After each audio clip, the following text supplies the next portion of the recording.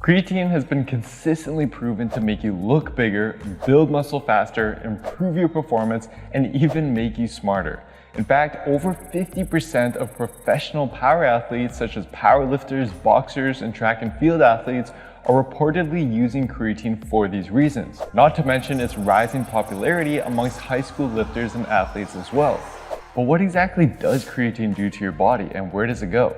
What should you expect to feel and how soon? Is it safe? And are there any side effects you should know about? How do you know if it's working or not? Today we'll cover all that by doing a deep dive into what to expect throughout your first 30 days of taking creatine. Now, before you even start taking creatine, it's important to understand what it does to the body and why it doesn't necessarily work for everyone. So creatine is a substance that we naturally produce and use up as an indirect energy source to power our muscles through high intensity activities such as sprints or a tough set of bench press. For this reason, we store most of our creatine in our muscles, but about 5% of creatine is actually stored in the brain, and as we'll discuss later on, is why it's been heavily linked to both improvements and impairments in brain function. Now, although we have a baseline level of creatine in our muscles, supplementing with it can actually increase our baseline levels by about 30%.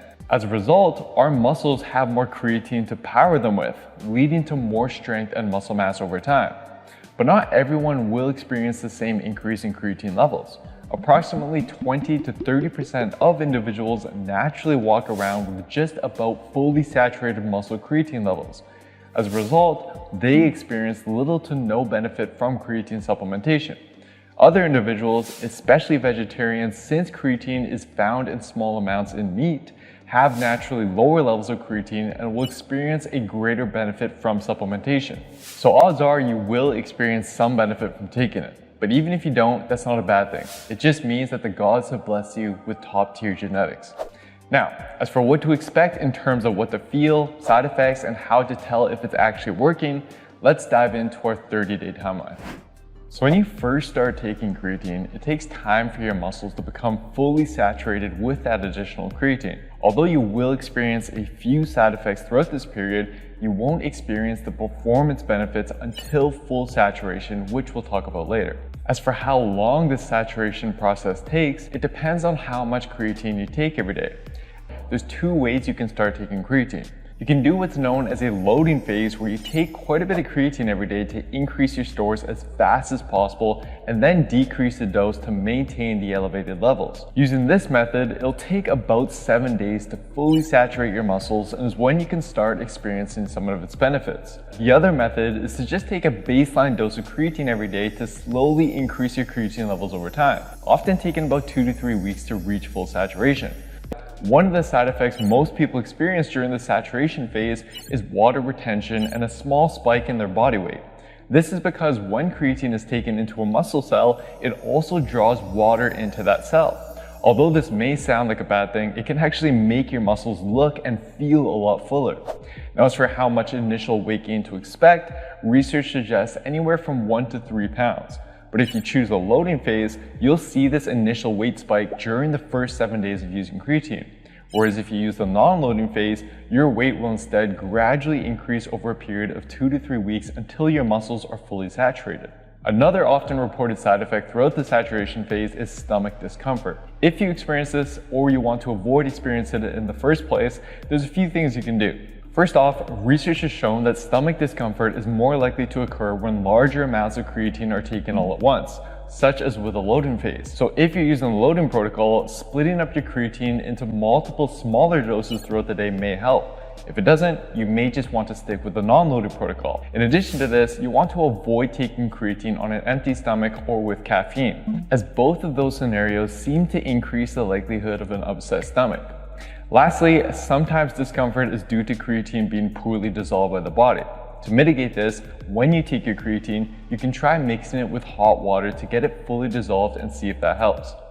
Alright, so our muscles are now locked and loaded with creatine. What happens now?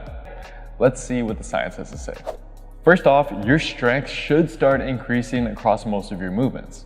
A meta-analysis reviewing 22 creatine studies found that on average, trained lifters can expect roughly an 8% boost in strength and 14% boost in number of reps performed. Less experienced lifters, however, seem to reap even larger benefits, with one study showing an average performance increase of 30% in untrained individuals.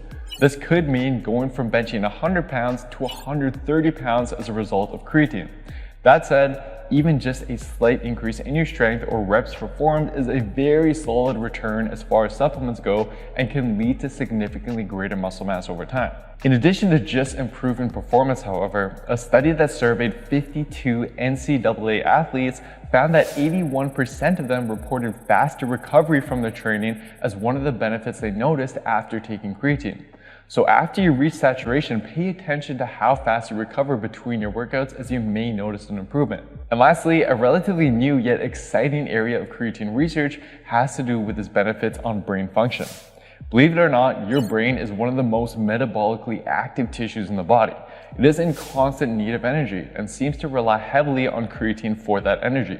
In fact, when children are born with creatine deficiency in the brain, severe effects on cognitive function and development are often observed. But in healthy individuals, creatine supplementation can actually further increase brain creatine levels by up to 10%, which seems to have positive effects on how well the brain functions. Illustrating this is a recent systematic review that found creatine supplementation to consistently improve performance on short-term memory and tests of intelligence,